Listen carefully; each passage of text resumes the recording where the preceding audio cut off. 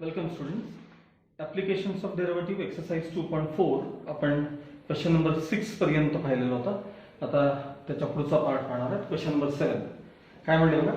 Show that fx equals 3x plus 1 upon 3x is increasing in या interval मध्ये 1/3 to 1 आणि decreasing in 1/9 to 1/3. थोडा वेगळ्या टाईपचा क्वेश्चन आहे आणि याच्यात तुम्हाला बरंच काही आता नवीन त्यामध्ये शिकायला मिळेल. ठीक आहे. काय म्हणले बघा त्यांनी, हे जे फंक्शन आहे ते या इंटरवल मध्ये 1/3 to 1 या इंटरवल मध्ये इन्क्रीजिंग आहे आणि 1/9 to 1/3 या इंटरवल मध्ये डिक्रीजिंग आहे हे प्रूव्ह करा असं तुम्हाला त्यांनी सांगितलं. ठीक आहे. पहिले आपण नेहमी म्हणूनच f' मिळवून घेऊया. बघा,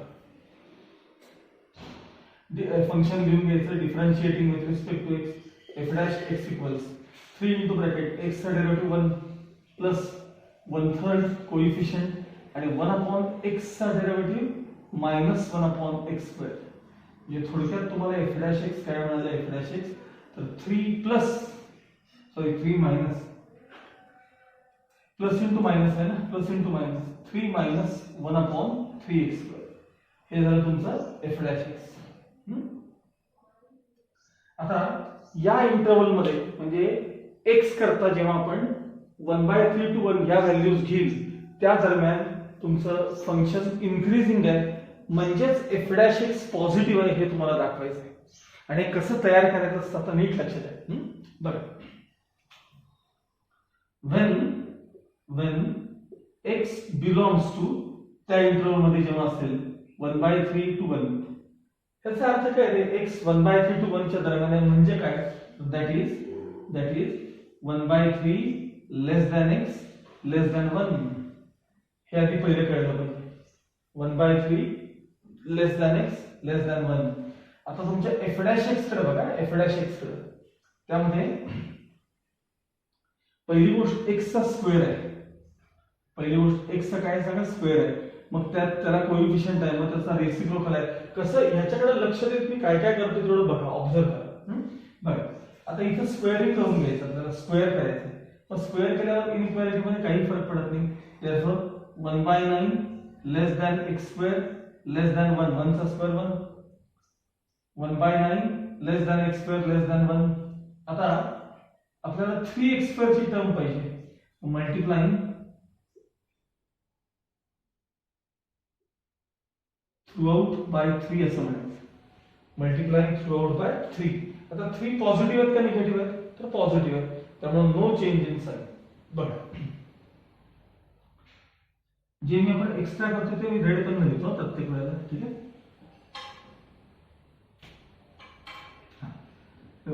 3 into 1/9 less than 3 into x square less than 3 into 1. काय केलं आपण, थ्रू आउट काय केलं सांगा, 3 ने मल्टिप्लाय केलं. ठीक. आता कॅन्सलेशन झाल्यानंतर काय करायला सांगा, 1/3 हे लेस than 3x square less than 3. ठीक आहे. तुमच्याकडे टर्म आहे 1 upon 3x स्क्वेअर म्हणजे याचा रेसिप्रोकल घ्यायचा. मग टेकिंग रेसिप्रोकल्स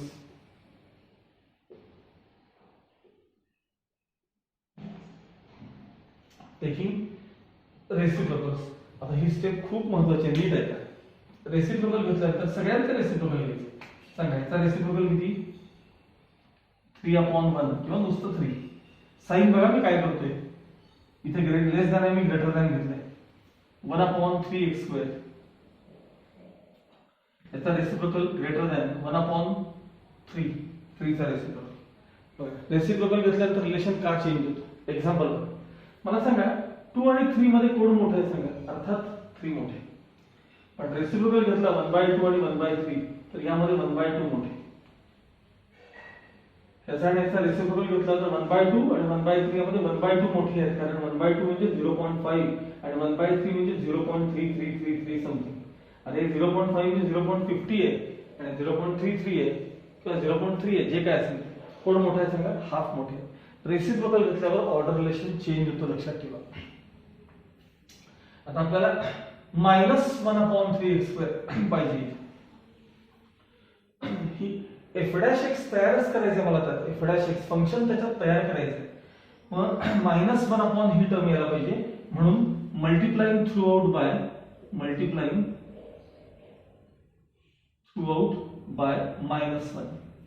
-1 ने मल्टिप्लाय केल्यावर पुन्हा ऑर्डर रिलेशन चेंज होतो, म्हणजे साइन सगळे बदलतात. बघा, -1 इंटू हे झाले 3/1 ॲज इट इज. आता साइन बदल बघा, पुन्हा -1 इंटू 1/3x² तुमचे ॲज इट इज. पुन्हा लेस दॅन, साइन तेच चेंज होते साइन. पुन्हा -1 इंटू 1/3. -1 ने मल्टिप्लाय केल्यामुळे ऑर्डर रिलेशन काय झालं, चेंज झालं. आता इकडचा प्रोडक्ट किती आला, -3 लेस दॅन हे किती आले, -1/3x² झाले. लेस दॅन हे किती आले, -1/3 आले. आता परत बघायचं, इथं बघायचं, या -1/3 मध्ये 1/3x² मध्ये 3 ऍड केलेत. मग adding 3 throughout the inequality. Adding 3 throughout the inequality. आता बघा, हे 3 ऍड केलेले, इथं असलेले -3 as it is. Less than, पुन्हा हे आपण ऍड केलेले 3, तिथं असलेले -1/3x² as it is. Less than हे आपण ऍड केलेले 3 आणि पुढे असलेले -1/3 ॲज इट इज. म्हणजे 0 लेस दॅन हे काय सांगायचे, 3 मायनस हे सांगा, हे म्हणजे f'(x) आहे. f'(x) लेस दॅन 3 3 9 -1 8/3. मला सांगा, जेव्हा x 1/3 to 1 या इंटरवल मध्ये असेल, तेव्हा f'(x) चा आन्सर 0 to 8/3 आहे. म्हणजे पॉझिटिव्ह आहे का निगेटिव्ह आहे सांगा. अरे 0 to 8/3 च्या मध्ये आहे ना, म्हणजे पॉझिटिव्ह आहे ना. इक्वल टू साइन थोडंच आहे, इथं नाही आहे, 0 नाही आहे. 0 पेक्षा जास्त आणि 8/3 पेक्षा कमी. Therefore f'(x) is positive. मला सांगा, फंक्शन जर पॉझिटिव्ह असेल तर ते इन्क्रीजिंग असतं का डिक्रीजिंग असतं का, इन्क्रीजिंग आहे. म्हणजे जेव्हा मी हे इंटरवल घेतलं आणि हे सिम्प्लिफाय करत आलो, तेव्हा मला असं कळलं की f'(x) पॉझिटिव्ह आहे. या इंटरवल मध्ये f'(x) काय आहे सांगा, पॉझिटिव्ह आहे. म्हणजेच f(x) is, therefore f(x) last step आहे, याच्यानंतरची स्टेप आहे ही. Therefore f(x) is increasing in round bracket 1/3 to 1. या इंटरवल मध्ये हे काय सांगा, f(x) इन्क्रीजिंग फंक्शन. लक्षात आलं. आता सेम असं आपण डिक्रीजिंगचा पार्ट बघायचा आपल्याला, सेम असाच पार्ट. ठीक आहे, ओके. आता या इंटरवल मध्ये बघूया, 1/9 to 1/3. when x belongs to 1/9 to 1/3, सांगायचा अर्थ काय, that is 1/9 less than x less than 1/3. Same मगाशीसारखा पार्ट. सगळ्यात पहिल्यांदा x² हे फंक्शन कडे बघायचं, हे इथं तर तयार करायचं. या इंटरवल मध्ये इथं मला f'(x) तयार करायचंय मध्ये, तेव्हा तुम्हाला काय बघायला मिळतं, चला x² स्क्वेअरिंग बोथ साइड, म्हणजे squaring through out the inequality. म्हटलं तर लिहूया आपण, तसं मगाशी मी लिहिलं नव्हतं. Squaring through out the inequality.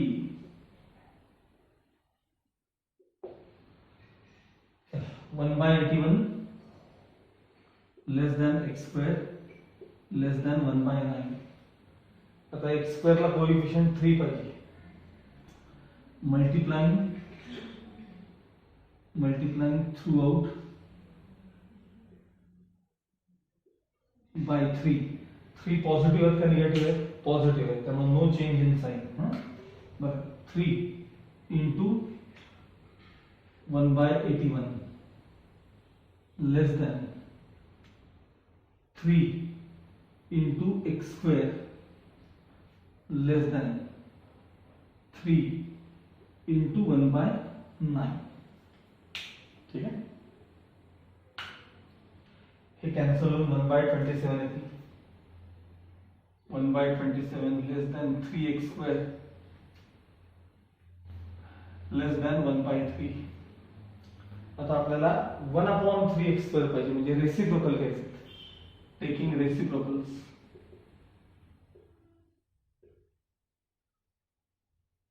काय सांगितलं होतं मगाशी मी? रेसिप्रोकल घेतल्यावर काय होतं सांगा? ऑर्डर रिलेशन चेंज होतं. 27 1/3x square greater than 3.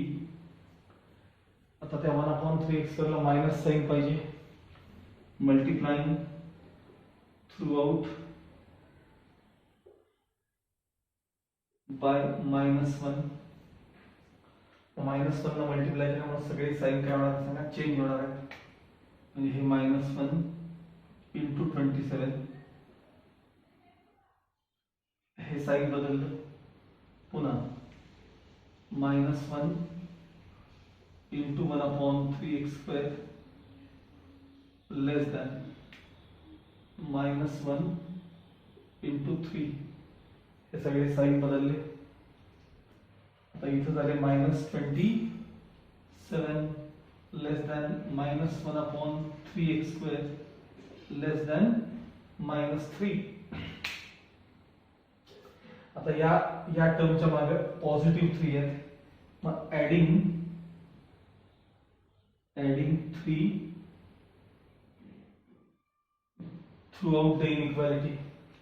Adding 3 throughout the inequality. आपण हे 3 ऍड केले. -27 as it is less than, पुन्हा 3 ऍड केले. -1/3x square as it is less than -3 add केले. नाही, -3 नाही, +3 सॉरी, 3 ऍड केले आणि तिथले -3 ते ॲज इट इज. सगळीकडे 3 ऍड करून घेतले. आता LHS मध्ये हा डिफरन्स आला -24.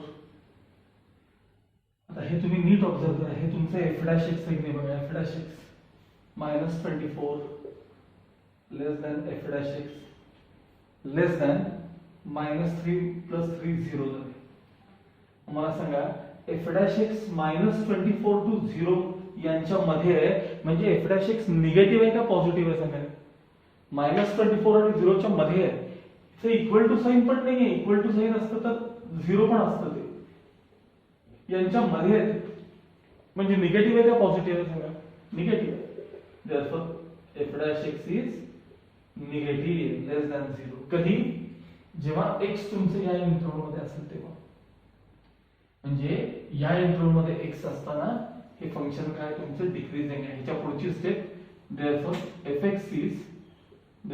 fx is decreasing in 1/9 to 1/3 ही त्याच्यानंतरची स्टेप आहे. थोडा वेगळ्या प्रकारचा क्वेश्चन आहे हे.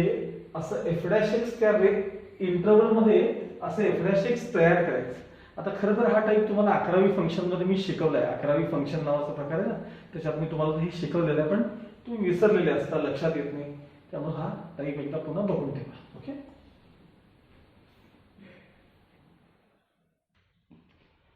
Now question number 8.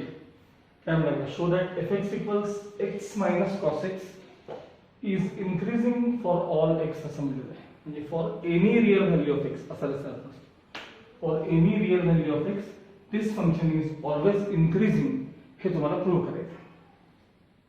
Function increasing आहे हे प्रूव्ह करायचं असेल तर f' पॉझिटिव्ह आहे हे दाखवणं गरजेचं असतं. फंक्शन इन्क्रीजिंग आहे म्हणजे f' काय आहे? पॉझिटिव्ह आहे. त्याकरता पहिले फंक्शन लिहून घ्यायचं.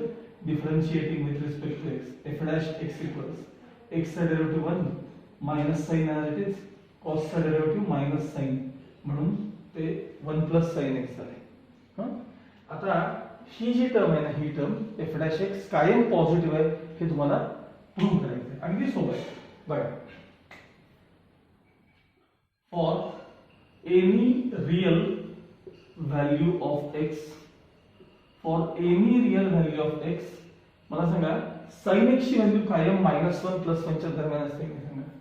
-1 less than or equal to sine x less than or equal to 1. काय म्हणलं बघा मी, for any real value of x sine x कायम -1 प्लस 1 च्या काय असतो सांगा दरम्यान असतो कायम साइन एक्स. ठीक आहे. मग आता पुढे बघा, मला अशी टर्म तयार करायची ना 1, मग त्यासाठी ऍडिंग 1 थ्रूआउट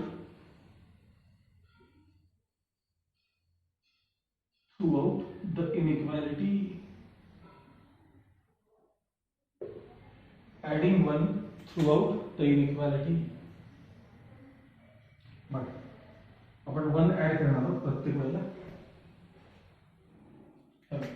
हा ऍड केलेला 1 नंतर तिथं असलेला -1 less than or equal to, हा ऍड केलेला 1 तिथं असलेले positive sine x as it is less than or equal to, हा ऍड केलेला 1 आणि हा तिथला 1 प्लस 1 जो असेल हे झाले 0 less than or equal to 1 plus sine x less than or equal to 2. therefore 0 less than or equal to 1 plus sine x म्हणजेच f dash x less than or equal to 2. मला सांगा f dash x तुमचं 0 to 2 या दरम्यान आहे, म्हणजे positive आहे का निगेटिव्ह आहे सांगा. तर पॉझिटिव्ह आहे. याचा अर्थ therefore f dash x is greater than or equal to 0. या दरम्यान आहे, पॉझिटिव्ह आहे, म्हणजे त्याचा अर्थ काय सांगा, ते फंक्शन काय आहे तुमचं इन्क्रीजिंग असलं पाहिजे. therefore fx is an increasing function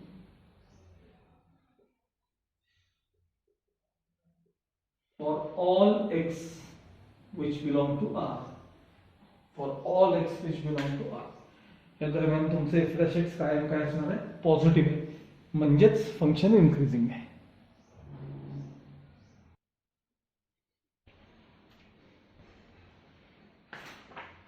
okay. आता क्वेश्चन नंबर 9 पासून पुढे, क्वेश्चन नंबर 9 पासून जवळपास शेवटपर्यंत हे सगळे जे पुढचे क्वेश्चन्स आहेत, इथं आता टाईप तुमचा चेंज झालाय. आता आपण जे ऍप्लिकेशन बघितलं ते इन्क्रीजिंग फंक्शन आणि डिक्रीजिंग फंक्शनचं पाहिलं होतं. आता तुमच्याकडं पेज नंबर 83 काढा, टेक्स्टबुकचं पेज नंबर 83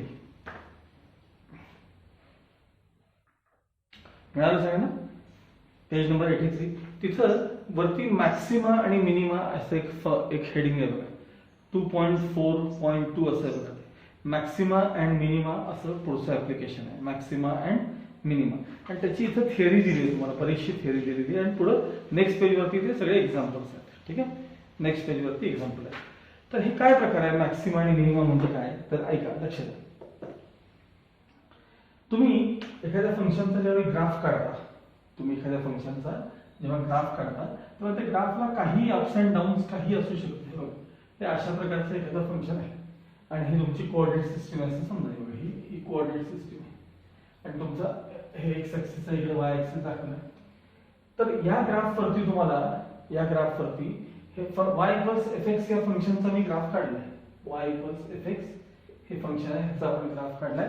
तर या ग्राफवरती तुम्हाला x किती असताना त्या फंक्शनची व्हॅल्यू तुम्हाला मॅक्सिमम मिळेल किंवा x किती असताना मिनिमम व्हॅल्यू मिळेल. आता उदाहरणार्थ बघा, इथं तुम्हाला सगळ्यात या फंक्शनची म्हणजे y ची व्हॅल्यू ही नेहमी y ऍक्सिस वर पाहतात ना. x किती असताना, x एवढा असताना y ची व्हॅल्यू तुम्हाला इथं मॅक्सिमम मिळाली. बघा इथं y ची व्हॅल्यू कमी आहे, म्हणजे आता उदाहरणार्थ सांगायचं झालं तर बघा इथं y ची व्हॅल्यू तुम्हाला इथं 0च आहे आणि x ऍक्सिस वरचा पॉइंट आहे, म्हणजे y कोऑर्डिनेट 0 असतो. मग काही व्हॅल्यूज वाढत गेल्या, परत एका ठिकाणी आल्या, परत कमी आल्यात, खूपच कमी गेल्यात, खाली आल्यात, परत भरपूर वाढत गेल्यात, परत थोडे कमी आल्यात, वाढलेत, कमी झालेत, अशा प्रकारचं हे फंक्शन आहे त्याच्या ग्राफ. मग सगळ्यात जास्तीत जास्त मॅक्सिमम व्हॅल्यू तुम्हाला इथे मिळाली बघा, या पॉइंटला मॅक्सिमम व्हॅल्यू. आणि सर्वात कमीत कमी व्हॅल्यू तुम्हाला इथे बघा, y ची कमी व्हॅल्यू इथे बघा. ही y ची व्हॅल्यू थोडीशी वर आहे इथे, ही व्हॅल्यू y ची अजून थोडी खाली गेली बघा इथे, म्हणजे मिनिमम मिळाली कमीत कमी. इथं y ची व्हॅल्यू बघा थोडी कमी आहे, पण इथं y ची व्हॅल्यू मात्र खूपच जास्त आहे. y ची व्हॅल्यू y ऍक्सिस वर बघायची असते, म्हणजे सर्वात कमी व्हॅल्यू y ची तुम्हाला इथे बघायला मिळते, ही मिनिमम व्हॅल्यू आहे, मिनिमम व्हॅल्यू ही मॅक्सिमम व्हॅल्यू आहे. x किती असताना मॅक्सिमम मिळते, आता इथं बघायचं, इथं x किती असताना तुम्हाला ती मिनिमम व्हॅल्यू मिळते, हे तुम्हाला डेरिव्हेटिव्ह आणि सेकंड ऑर्डर डेरिव्हेटिव्हच्या साहाय्याने शोधता येतं. ती जी प्रोसेस आहे त्याला मॅक्सिमा आणि मिनिमा असं म्हणतात. हे ऍक्च्युअली एक मेकॅनिझम आहे, मॅक्सिमा आणि मिनिमा असं त्याला म्हणतात. ऍक्च्युअली ते टँजंट रिलेटेडच आहे. इथं असं प्रत्येक वेळी असं बघतात, इथे टँजंटचा स्लोप काय, इथे टँजंटचा स्लोप काय, इथे टँजंटचा स्लोप काय, इथे टँजंटचा स्लोप काय, असं बघत बघत त्या टँजंटच्या स्लोप वरून खरं तर ती कन्सेप्ट कळते. पण त्याचं एक मेकॅनिझम तयार करून ठेवलेलं आहे आणि मग त्याचा वापर करून आपण त्या फंक्शनची y + f(x) या फंक्शनची मॅक्सिमम व्हॅल्यू कधी मिळते, कुठं मिळते हे तुम्हाला शोधता येतं.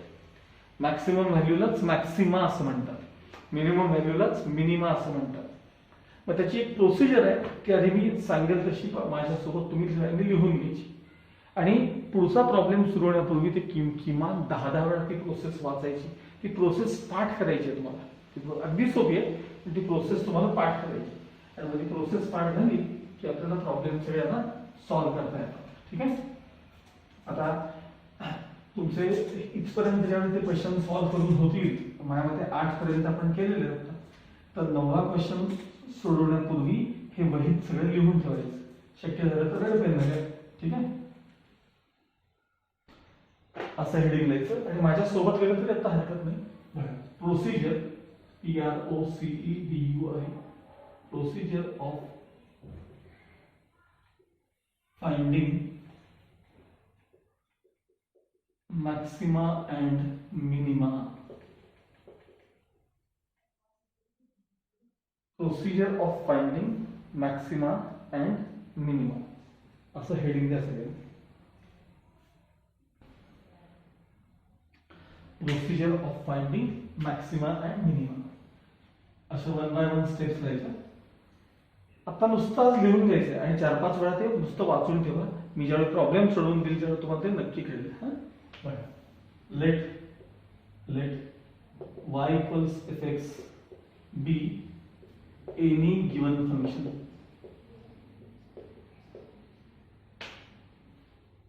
लेट माझ्यासोबत लिहा बरं. Let y = f(x) be any given function. Second step, find f'(x) and f'(x). Find f'(x) and f'(x). Third step, find the roots of the equation f'(x) = 0. म्हणजे ऍक्च्युअली इथे बघतात टँजंटचा स्लोप 0 कधी येतो हे बघतात.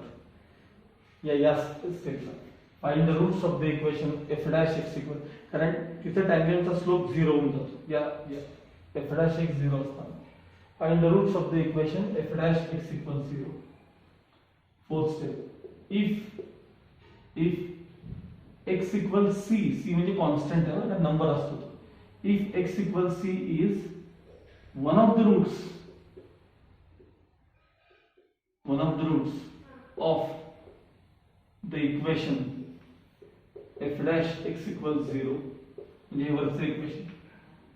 if x = c is one of the roots of the equation f'(x) = 0, find f' of c. Find f' of c. आणि आता 5वी step,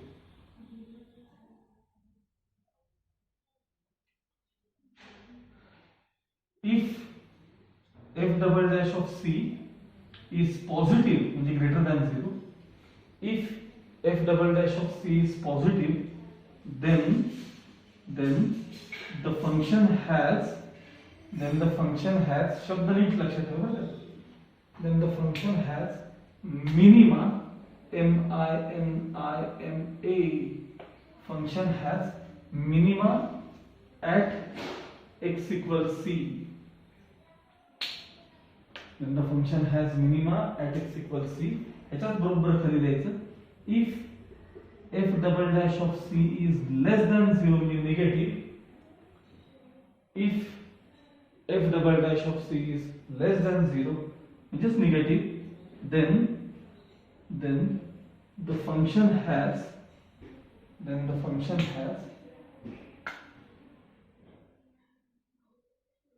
maxima at x equals c.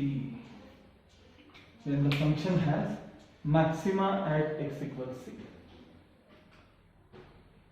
ही ती procedure to find maxima and minima. ही process तुम्ही बऱ्याच वेळेला वाचून ठेवायची आहे. प्रोसेस ही बऱ्याचदा वाचून ठेवायची आहे. आता फक्त मी इमिजिएट आता एक्झाम्पल घेत नाही, पण पुढच्या ह्याच्यामध्ये मात्र मी हे चालू करतो. फक्त स्टेप्स एकदा परत सांगतो. y equals F x given function दिलं असेल तुम्हाला, त्याचे दोन्ही डेरिव्हेटिव्ह काढून ठेवायचे. एफ डॅश एक्स म्हणजे first order derivative, F double dash of x म्हणजे सेकंड ऑर्डर डेरिव्हेटिव्ह. आणि इफ एक्स त्याचे हे जे इक्वेशन आहे एफ डॅश एक्स ही टर्म आहे ना, एफ डॅश एक्स 0 केव्हा येतं पाहायचं. एफ डॅश एक्स ची व्हॅल्यू 0 कधी येते म्हणजे टँजंट फ्लॅट कधी होते हे बघायचं. टँजंट ही फ्लॅट कधी होते हे इथं पाहायचं असतं. आणि त्याचे जे दोन रूट्स असतात, कधी 1 असतं, कधी 2 असतं, कधी 3 असतात. मोस्टली 1 आणि 2च असतात. जर x equals c is one of the roots of the equation f dash x equals 0, या इक्वेशनचं जर एक रूट समजा c असेल, c, तर find f double dash of c म्हणजे तो c जो आहे तो सेकंड ऑर्डर डेरिव्हेटिव्ह मध्ये रिप्लेस करायचा. आणि जर त्यावेळेस सेकंड ऑर्डरचं आन्सर पॉझिटिव्ह आलं, सेकंड ऑर्डर डेरिव्हेटिव्हचं आन्सर जर त्यावेळी पॉझिटिव्ह आलं, तर त्या फंक्शनची व्हॅल्यू मिनिमम असते ऍट x इक्वल्स c. मग तुमच्या त्या फंक्शन मध्ये x साठी c रिप्लेस करून मिनिमम व्हॅल्यू तुम्हाला शोधता येते. आणि समजा तुम्ही तो c रिप्लेस केला सेकंड ऑर्डर डेरिव्हेटिव्ह मध्ये आणि येणारा आन्सर निगेटिव्ह आला, सेकंड ऑर्डर डेरिव्हेटिव्ह निगेटिव्ह आला, तर मात्र त्यावेळी फंक्शनची मॅक्सिमम व्हॅल्यू मिळते तुम्हाला ऍट x इक्वल्स c. आणि आता ज्यावेळेस मी तुम्हाला पहिलं एक्झाम्पल दाखवेन त्यावेळी तुम्हाला ही प्रोसिजर नक्की क्लिअर होईल. तोपर्यंत एक 4-5 वेळा फक्त हे वाचून ठेवा. ओके. आता बाकीचा नेक्स्ट क्वेश्चन जो आहे तो आपण पुढच्या पिरियड मध्ये पाहू.